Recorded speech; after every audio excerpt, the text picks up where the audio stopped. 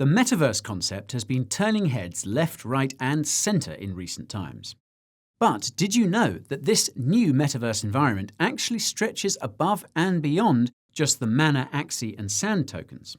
Indeed, I'll have you know that Metaverse virtual real estate might actually be one of the hottest and most undervalued sectors in the space.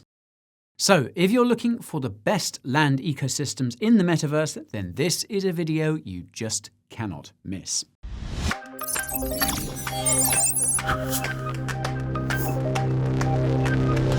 I hate to kill the vibe, but there's a disclaimer I need to outline. I am not a financial advisor, and anything you see or hear in this video should not by any means be construed as financial advice. It is purely intended for your entertainment and demonstrational and illustrative purposes only. If you're new on the Coin Bureau block, then welcome. My name is Guy, and crypto is my favourite domain. Here at the Bureau, we give you everything you need to know in the magical world of crypto. So, if that sounds like your cup of tea, then subscribing to the channel is the best way to get that tasty crypto brew from me to you. Give that bell a tap to make sure the content is on tap, just like that. All set? Perfect. Let's embark on our journey into the Metaverse. The Metaverse concept has been all the rage over the course of the last few weeks, a sentiment that was arguably fueled by the announcement of Facebook's rebranding to Meta in late October. Soon after the Zuck spilled the beans about his interest in building his own metaverse environment, many NFT and VR-related tokens shot up ridiculously in value in a short space of time. Did you guys see Mana, for instance? I mean, wow, just wow. Now, while the majority of the attention in the media still seems to be focused on the development of the metaverse as a concept, I'm keen to go the extra mile here and give you my insights into perhaps one of the most overlooked and potentially undervalued sectors within the metaverse ecosystem itself, Metaverse land. Now, I know what you might be thinking. Virtual land? Metaverse real estate? Seriously, Guy, you've really lost the plot this time. Well, hold your horses. Let me explain. The idea of spending real money on seemingly non-existent immaterial virtual real estate may sound ridiculous, but before you jump to any rash conclusions, there is actually a rather intriguing argument to be made here with regards to land purchases in the metaverse. As most of you will know already, in recent times, the metaverse term has been a buzz concept for Silicon Valley big tech companies, and it has quite frankly been hitting all the headlines. But there's a reason for this too. Indeed, this is primarily because, technically speaking, and aside from Facebook's rebranding to Meta, the metaverse is inherently poised to become an ultimate expression of virtual human utopia, as well as a concrete implementation of VR and augmented reality spaces that will allow individuals to interact and socialize virtually, work, play games, and earn yield. In essence, the metaverse appears to be a parallel and alternate universal extension of the real world in which individuals can design and model their alter ego avatars to whatever they want to be and perform real-life tasks such as buying and selling assets, gaming, and socializing. It might sound familiar to any Black Mirror fans out there. I digress, but if you'd like to know more about the metaverse as a concept and learn about its historical development in human consciousness, literature, and now blockchain, you can check out my video I recently made on it, which you'll find up there in the top right. Now, with the metaverse building up steam and reaching what seems to be a mainstream level of adoption, even if only ideologically, many private and institutional investors are getting increasingly drawn to the idea of the metaverse and to metaverse-related tokens as a well-established asset class. In fact, when it comes to actually allocating capital to the diverse metaverse ecosystem, the main go-to and most sought-after assets in this magical meta-universal world tend to be in-game NFTs and infrastructure assets. Now, when it comes to in-game NFTs, a plethora of play-to-earn games require users to possess at least some NFTs in order to enter their respective gaming spheres. And this is primarily because the intrinsic value inherent in in-game NFTs is ultimately correlated with their utility as yield-bearing assets and their ability to act as entry tickets into some top-tier P2E blockchain gaming protocols, such as Axie Infinity, Arvigocci, Decentraland, the Sandbox, and many more. Metaverse infrastructure assets such as land, virtual real estate, buildings, and grid systems, on the other hand, constitute perhaps one of the most overlooked and potentially undervalued asset classes within both play-to-earn and pure metaverse projects, as they represent the underlying topographic architecture on which these NFT environments are built. The economic proposition that comes with buying and selling metaverse land seems to be rapidly gaining momentum in terms of both cultural and financial awareness. For instance, just last week, New York-based company Republic Realm, which invests in and develops virtual real estate and other digital assets, purchased a plot of virtual real estate on the Sandbox for a record-breaking $2.43 million, making it the most expensive metaverse property sale to date. This record-breaking sale actually trumped the one set just 1 week earlier by the Metaverse Group, a subsidiary of Tokens.com. For those who don't know, it's a publicly traded company that invests in revenue-generating crypto assets associated with DeFi, non-fungible tokens, and metaverse land. The Metaverse Group, in fact, purchased a patch of digital land for a recorded 618,000 mana tokens, equating to approximately $2.4 million at the time. I know. Absolutely mind-blowing. At present, the Sandbox Metaverse is clearly in pole position when it comes to the highest number of active traders and sales, and just last week the Sandbox boasted the highest cumulative trading volume, taking in more than $86 million. Now, while this is all great news, the general consensus for the current metaverse frenzy in both the blockchain and traditional tech spheres tends to point at Facebook's rebranding to Meta as the ultimate catalyst here. I instead am more inclined to associate it with the roaring success initially experienced by Axie in the summer of 2021. Ah, those beautiful, breezy, summery days when AXS was trading at just $3. Anywho, before we jump into the top 5 metaverse land projects, I deem it rather constructive to analyse exactly why metaverse real estate is turning into such a hot topic in the world of blockchain investing. Now, based on NFT and metaverse sales in the past week alone, the demand for digital land has outpaced all other items, art, and collections. And according to data from nonfungible.com, more than $300 million of NFT sales have been processed in the last week, and out of that total, almost a quarter was derived from digital land sales in the Sandbox and Decentraland metaverses. But what's the hype all about? Well, given the recent number of record-breaking sales and the ever-increasing price floors on some of these virtual land NFTs, metaverse real estate might just be proving to be the next big hot commodity in the world of non-fungible tokens. And this could possibly be linked to the fact that virtual worlds, even if only interpreted on a philosophical level, have up to this point only been a fragment of human imagination. However, with the advent of blockchain gaming, and NFT technology, the creation of parallel virtual realms enriched by their own suite of economic utilities and beautified by their very own aesthetic, design, and set of authentic in-world experiences doesn't actually seem to be too far off from becoming a reality. Thus, given the growing excitement produced by the development of VR and augmented reality spaces and by their potential integration with blockchain and NFT ecosystems, I'm not at all surprised about the hype that metaverse land has been receiving of late. Okay, enough of the jibber-jabber. Let's now crack on with the top 5 land ecosystems in the space right now. So, in this video, I'll be covering Axie Infinity, Decentraland, the Sandbox, BitCountry, and Aavegotchi. Oh, but before we do so, I deem it only reasonable to note that I'm not personally associated with any of these projects, and I do not currently hold any of their land in my portfolio. That being said, I am very intrigued by all of them. So, let's get into them, shall we? The first land project on my list is, of course, Axie Infinity. Now, Axie Infinity was arguably the blockchain gaming protocol that originally kicked off the GameFi and Metaverse trend several months before any of these tech giants were even considering entering the Metaverse. Now, I'm not going to dive too deep into the technicals nor the origins of the project here. But if you'd like to know more about Axie, feel free to check my latest video which I made on it, which you'll find up there in the top right.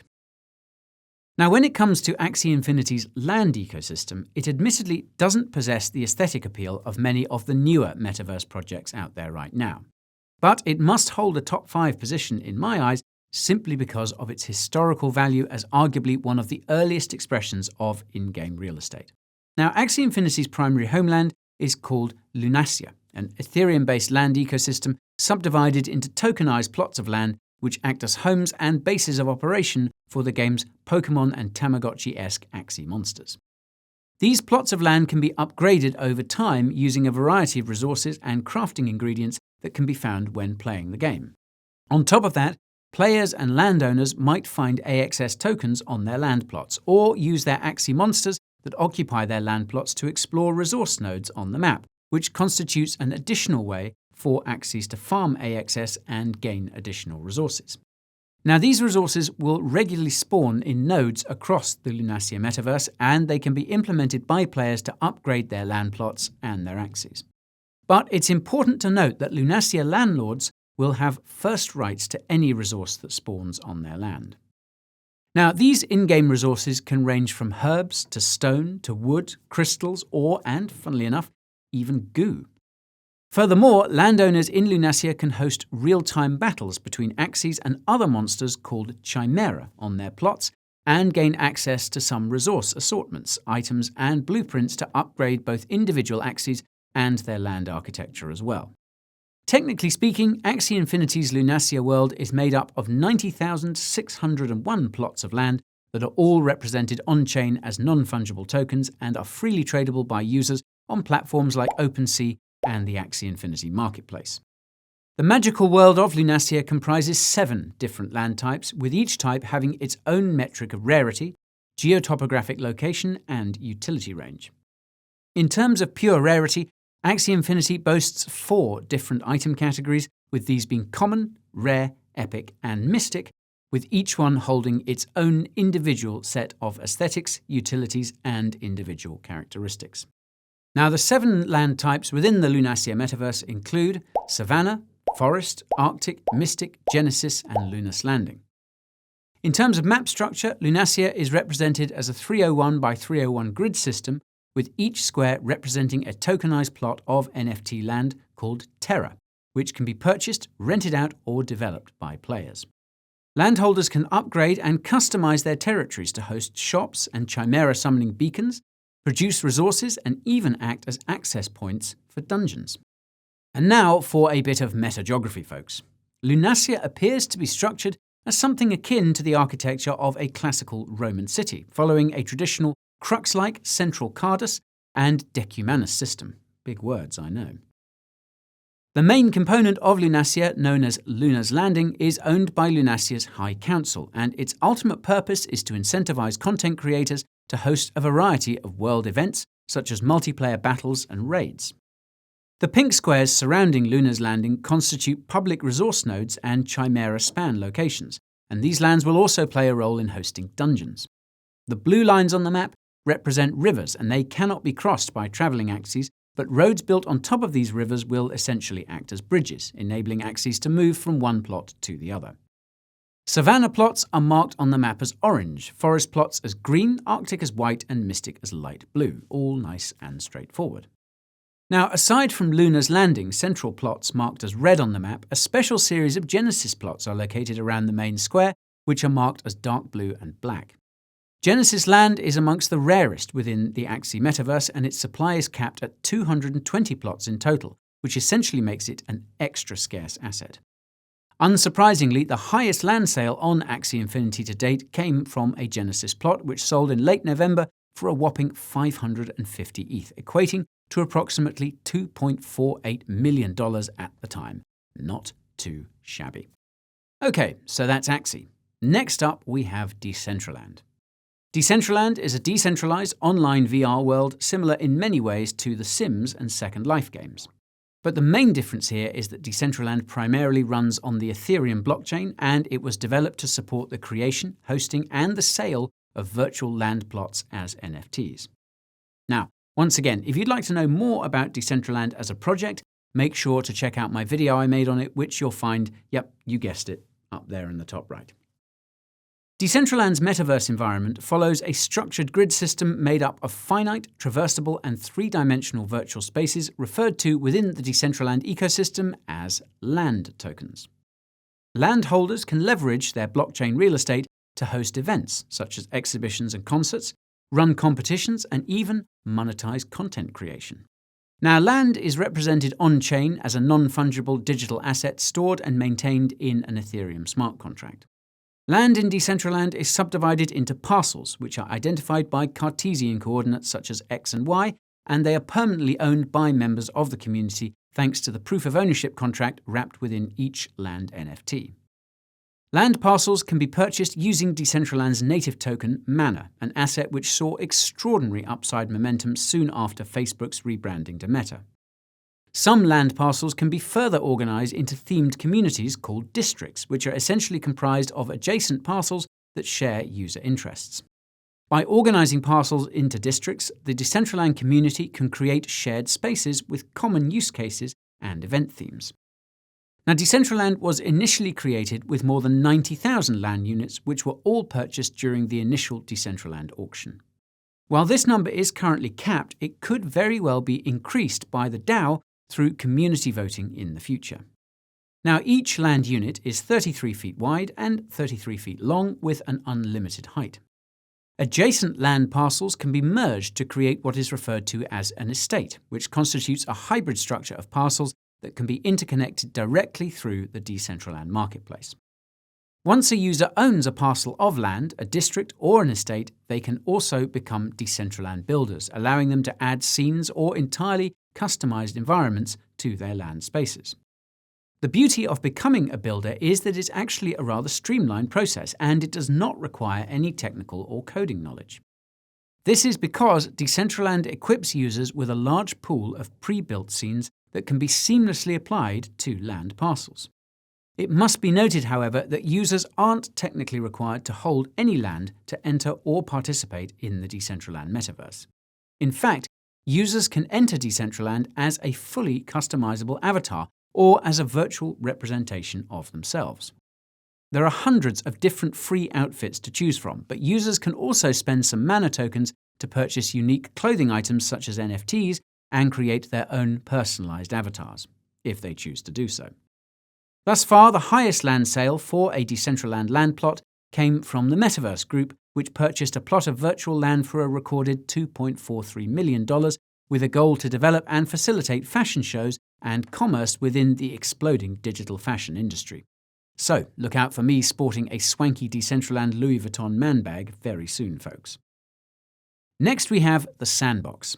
Now, this pixelated metaverse ecosystem has been turning heads over the last few weeks, primarily because of its sky-high land prices and the activation of its alpha game launch from November the 29th to December the 20th of 2021.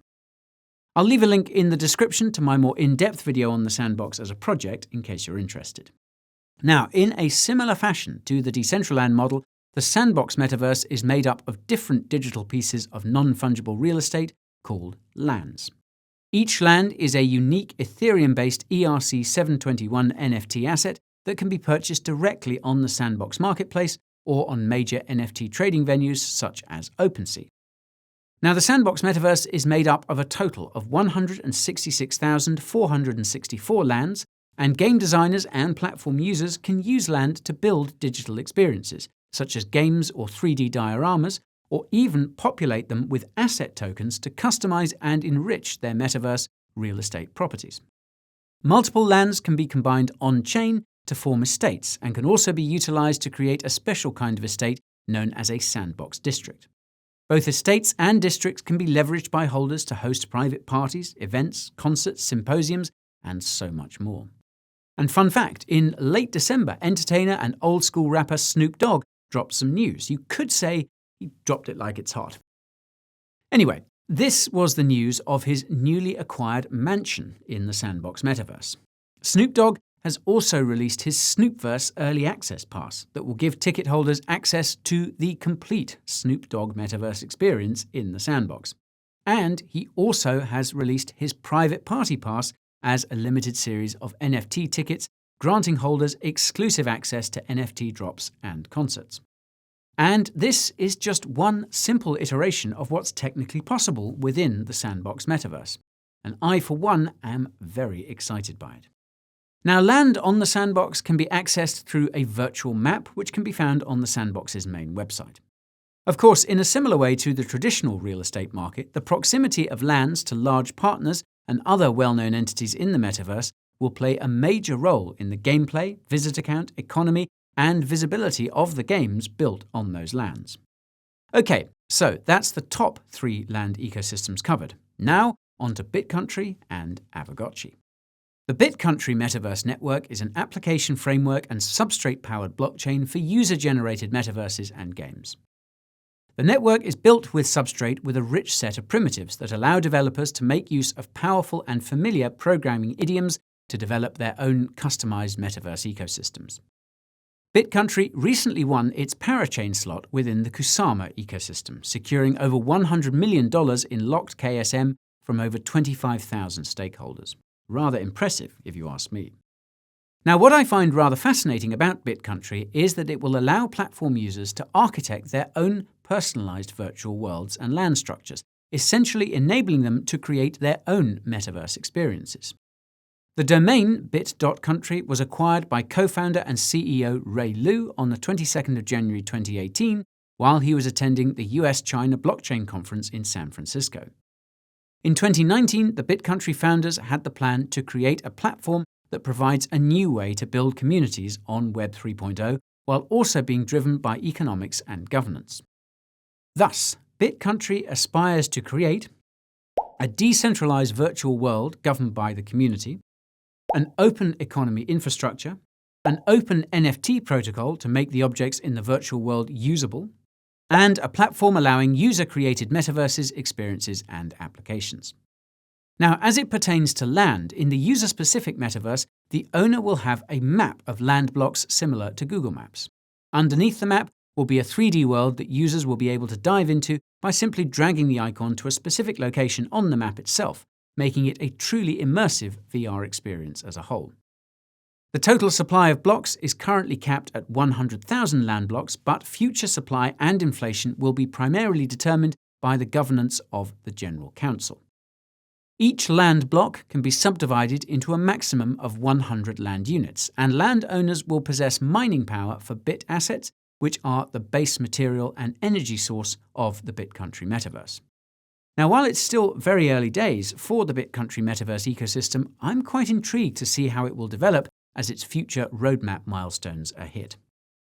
Next up, we have Aavegotchi and its Gotchiverse. Aavegotchi officially launched in September 2020 and was created by Singapore-based Pixelcraft Studios. Aavegotchi is a crypto collectible game built on the Ethereum blockchain, where participants can purchase and grow Aavegotchis, which are NFT avatars used to explore and interact with the Gotchiverse. In technical terms, Aavegotchis are playable NFTs that act as interest-bearing piggy banks created by staking DeFi tokens directly within the NFT, a process commonly referred to as nesting. Each Aavegotchi possesses unique traits and attributes defined by a rarity score, which in turn is calculated by specific character traits, wearables attached to the avatar, a kinship score based on how often a player interacts with the Aavegotchi, and the amount of Aave-powered A tokens staked within the avatar. The platform draws on nostalgia for the handheld digital pet game Tamagotchi, enriching its classic gameplay with blockchain-enabled functionality, DeFi, gaming, and digital land ownership. The Ghost token is the primary utility asset of the Aavegotchi ecosystem and is used to buy and sell goods within the Aavegotchi world, including Aavegotchis themselves. Now, when it comes to the Gotchiverse, I find its land structure to be rather appealing, as it incorporates one of the most cutting-edge iterations of NFT technology, such as DeFi NFTs, or better, NFTFi. On October the 28th, Pixelcraft Studios launched the very first land sale for Aavegotchi and the Gotchiverse, with a total of 16,000 land parcels called Realms going up for sale using the Ghost token on the Polygon blockchain. All available parcels in this auction were placed in the Gotchi Citadel, which currently appears to be the most sought-after topographic environment in the ecosystem. Now, realms come in 3 different sizes, with these being humble, reasonable, and spacious realms, depending on the amount of ERC20 interest-bearing tokens nested within each plot. These ERC20 yield-bearing tokens are called Alchemica, which also represent the components needed to build installations within the Gotchiverse land environment. Now, I find the concept of DeFi-infused NFTs within a GameFi space to be perhaps one of the most exciting developments in crypto at the moment. And Arvagocci is just one simple example of this. Now that's it for most of my video on Metaverse Land for today, guys. This has been all the rage recently, and I just had to make a video on it. I'll also be following up this video at some point with a deeper dive into more projects building their land ecosystems, so do keep an eye out for that one. Now, I do believe that Metaverse Land constitutes one of the most leading-edge but undervalued sectors within NFTs, so it was most definitely worth a look from me. Therefore, I do foresee this sector growing rapidly over the course of the next few years. But not every project in crypto looking to build its own Metaverse Land structure will succeed in the long run. So, try not to fall too easily for the hype and be sure to do your own research before diving into your chosen virtual world. That being said, I find Metaverse Land to be a deeply engaging space, and I would not be at all surprised if at some point in the near future I'll be filming these videos directly from my own virtual plot. And that's the video done for today, folks, but I'm sure you'll have many questions, so please don't hesitate to let me know and shoot them down below. And I have questions for you. What do you think of Metaverse Land? Where do you think the space is heading? Are you looking to get a plot of land somewhere? If so, where? I'm really curious to know. Remember to subscribe to the channel and ping that notification bell too if you'd like to keep getting the highest quality crypto content on the scene. Make sure you also check out the Coin Bureau Clips channel to get all the information you need on emergency crypto market updates, crypto projects, and Coin Bureau updates right away. I'll see you all again very soon, but until then, this is where I can be found: TikTok, Telegram, Instagram, and Twitter. Subscribing to my weekly newsletter will make your crypto life sweeter. It's packed with all the tips and tricks that will make your gains stick. And if you have some extra cash lying around for a Coin Bureau Christmas hoodie or tee, that's fantastic. Thank you so much for watching, folks, and I'll see you all again soon.